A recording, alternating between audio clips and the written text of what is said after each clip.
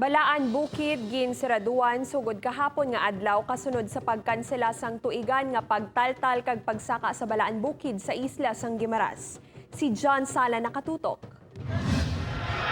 Martes Santo pa lang sang una masako ng Ortiz kag Parola Wharf sa mga luyag magkanto sa isla sang Guimaras para magpadulong sa Balaan Bukid.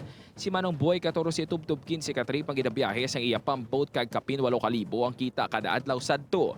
Tagsa maghilapit ang Huwebes kag Biyernes Santo. Apang subong halos na lang ini nga maka 2,000.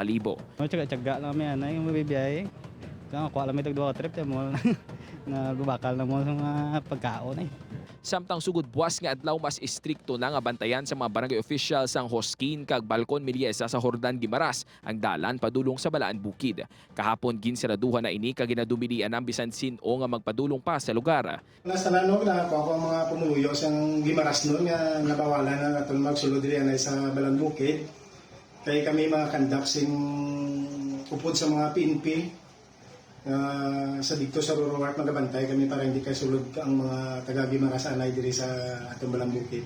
Naanda na sa mga tumulo nga magkanto sa Balaan Bukid ilabi na ang may mga panaad. Kinaanda na ang pagdagsa nila halin Huwebes tubto Biyernes Santo. Pero bangod sa kahangawas ang COVID-19 ang pagsaka sa Balaan Bukid Shrine ang wala gin panugutan umpisa kahapon tubtob Abril 12.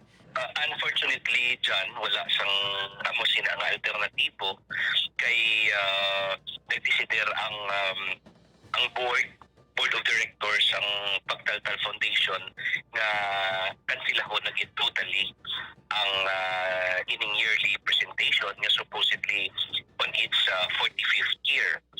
Kung maghikot kami sa isa ka alternatibo, wala sang kasiguruhan nga hindi namon malapas ang executive order sang aton gobernador nga dumili sang ginatawag naton nga public or mass gathering.